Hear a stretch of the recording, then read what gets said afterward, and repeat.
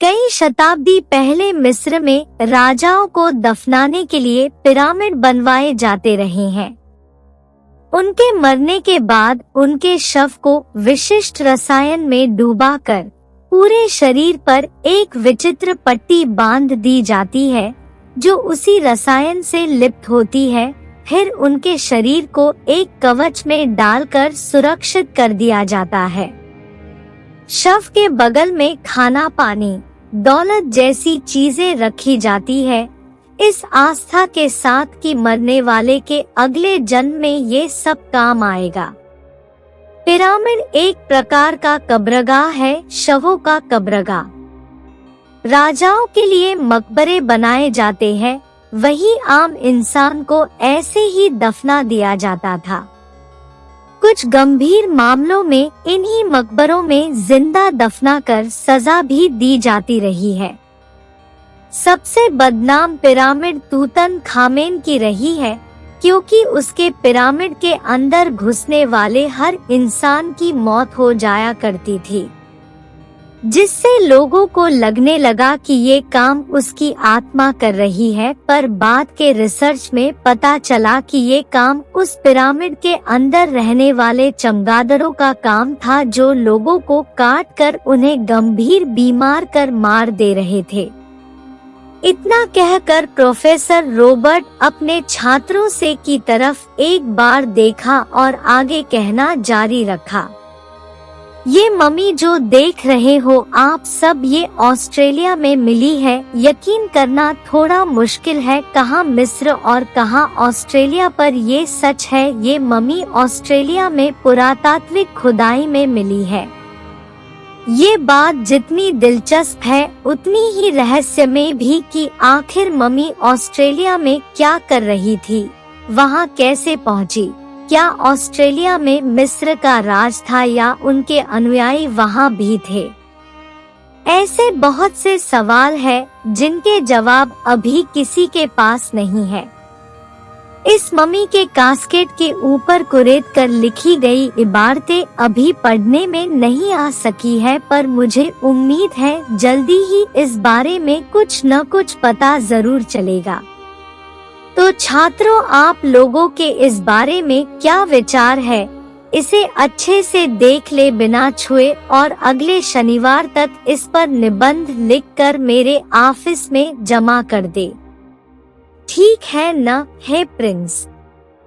उस कास्केट को मत छू, प्रोफेसर रॉबर्ट ने लगभग चिल्लाते हुए कहा।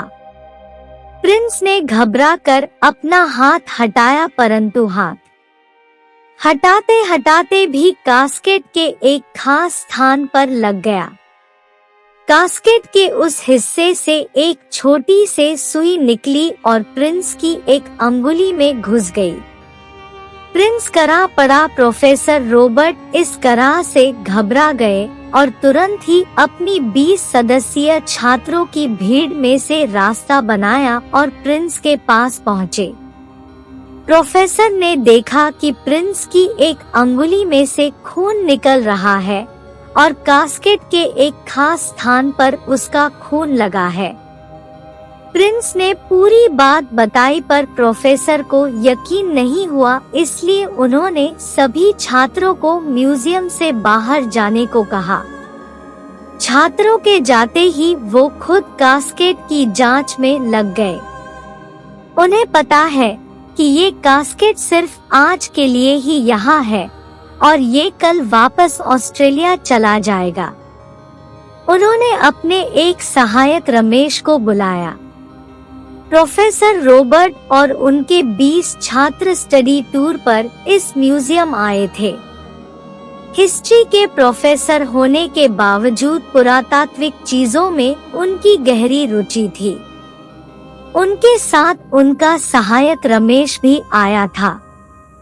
दोपहर के 2 बजे का समय था और इस वक्त म्यूजियम में ज्यादा लोग नहीं थे।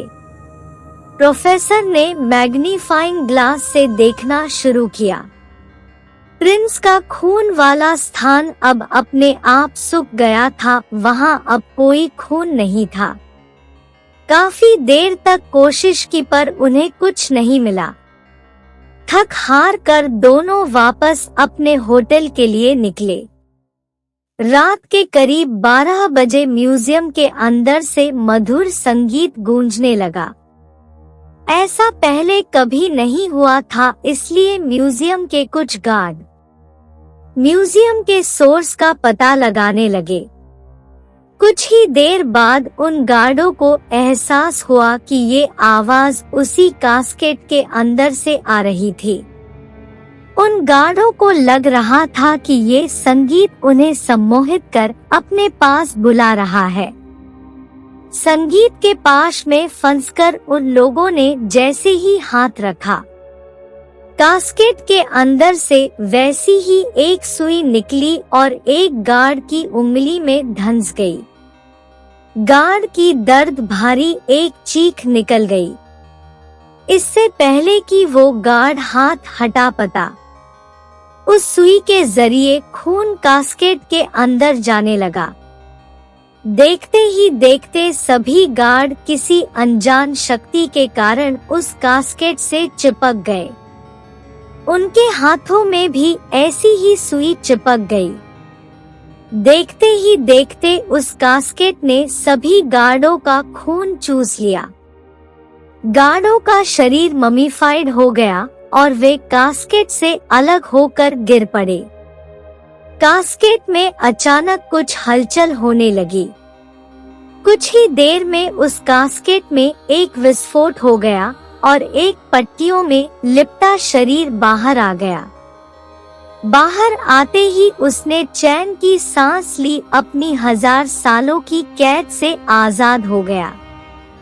उसने इधर उधर देखा पर वो समझ नहीं पाया कि ये कौन सी जगह है, पर उसके दिमाग में एक टारगेट था जिसे उसे खोजना था।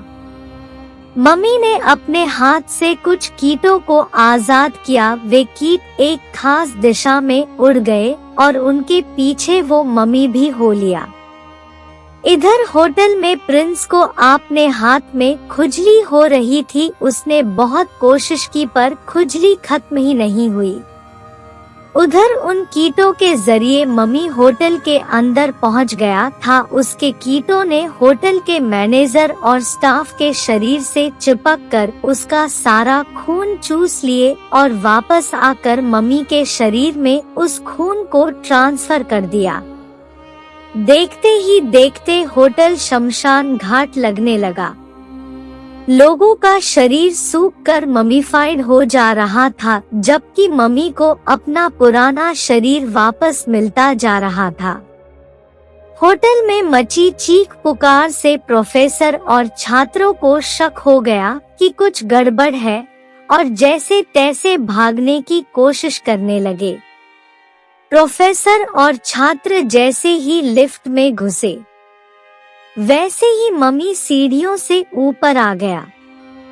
3 से 4 को छोड़ बाकी सभी लिफ्ट के रास्ते नीचे पहुंच रहे थे, पर बाकी बचे 3 से 4 छात्र उतने लकी नहीं थे। उनकी जानें भी ले ली गई मम्मी के द्वारा और अब उनके खून से वो पूरी तरह अपना शरीर पा चुका था। इधर नीचे पहुंचते ही सब अलग अलग रास्ते भागे। प्रोफेसर को लगा कि इसका हल वही कास्केट में मिलेगा। उसने अपनी कार निकली और न जाने क्या सोचकर प्रिंस को अपने साथ लिया। म्यूजियम पहुंचकर दोनों ने जैसे ही अंदर प्रवेश किया, लाशों के ढेर देखकर दंग रह गए। प्रोफेसर ने तुरंत कास्केट को मैग्नीफाइंग ग्लास से देखने का प्रयास किया कि तभी पीछे से आवाज आई, खामखा वक्त जाया न करो प्रोफेसर, तुम क्या जानना चाहते हो, मुझसे पूछो। मम्मी की आवाज सुनकर दोनों भयभीत हो गए। मम्मी ने बताना शुरू किया कि वो एक तांत्रिक था जिसकी गलतियों की वजह से राजा के बेटे की मौत हो गई। तब उन्होंने जिंदा मुझे इस कास्केट में दफना दिया, लेकिन मेरा वारिस मुझे जिंदा कर सकता है, ये बात उन्हें नहीं पता था।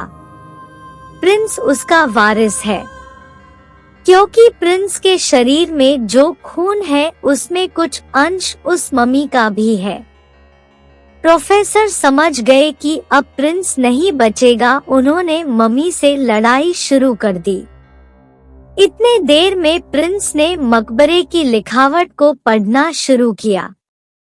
कुछ ही देर में उन्हें समझ गया कि एक लॉकेट है जो मम्मी को अगर पहना दिया जाए तो वो मम्मी वापस से शांत हो जाएगी, लेकिन पहनाने वाला भी मारा जाएगा।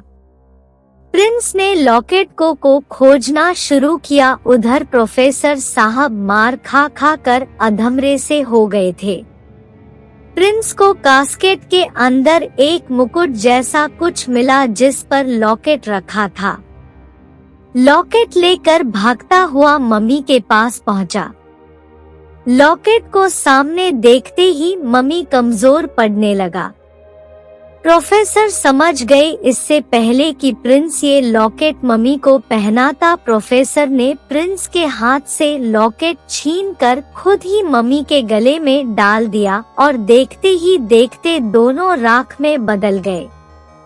प्रिंस बच गया और उसके कुछ दोस्त भी, पर रात भर में इतनी लाशें बिछी है जिनका कोई जवाब नहीं था किसी के पास। यह कहानी आपको पसंद नहीं होगा तो कमेंट करके जरूर बताएं और हमारे चैनल को सब्सक्राइब करें और साथ ही बेल आइकन को दबा दें ताकि हमारा आने वाले वीडियो की नोटिफिकेशन आपको मिल सके। धन्यवाद।